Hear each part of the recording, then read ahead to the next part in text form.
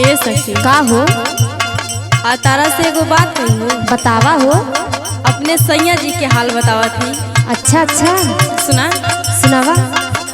जब जाई सोनक ससुरारी बोला माँ बसवारी मेरो जब जाए सोनक ससुरारी बोला माँ बसवारी मेरो जब जाए सोनक ससुरारी बोला माँ बसवारी मेरो जब जाई सोनक ससुरारी बोला माँ बसवारी मेरो जब जाए सोनक ससुरारी बोला माँ बसवारी मेरो जब जाए सोनक ससुरारी बोला माँ बसवारी मेरो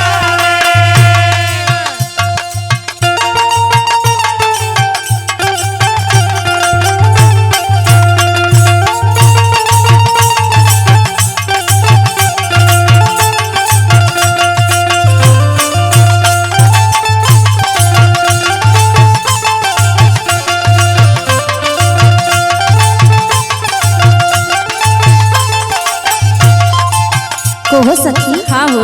ऐसन बात बा हो? हाँ इतने ना और सुना सुनावा।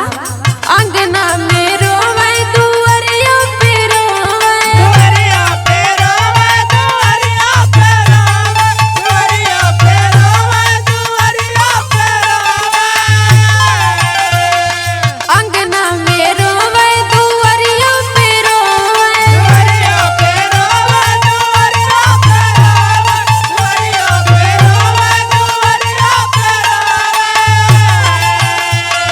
रोवै ने घर के पीछे वारी बोलम बसवारी मेरो रोवे ने घर के पीछे बोलम बसवारी मेरो रोवे ने घर के पीछे बोलम बसवारी मेरो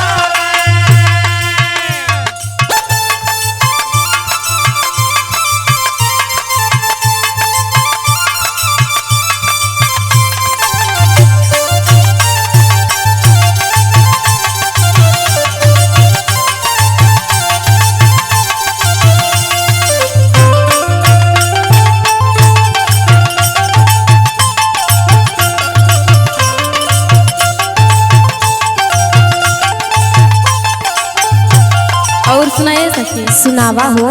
खेत मेरो वै खरिहानी मेरो खरियाने मेरो खरियाने मेरो खरियाने मेरो खरियाने मेरो हाँ हाँ खेत मेरो वै खरिहानी मेरो खरियाने मेरो खरियाने मेरो खरियाने मेरो खरियाने मेरो एहो रोवे ले जाके शिवानी बोलम बसवारी मेरो रोवे ने जाके शिवाने बोलम खरियाने मेरो रोवे ने जाके शिवाने बोलम बसवारी मेरो जब जाई सैयक ससुरारी बोलम बसवारी मेरो जब जाए सोनक ससुरारी बोलम बसवारी मेरो जब जाई सैयक ससुरारी बोलम बसवारी मेरो जब जाई सैयक ससुरारी बोलम बसवारी मेरो का कही हो कतही न जाए के मिले तो मत जायल करा हो।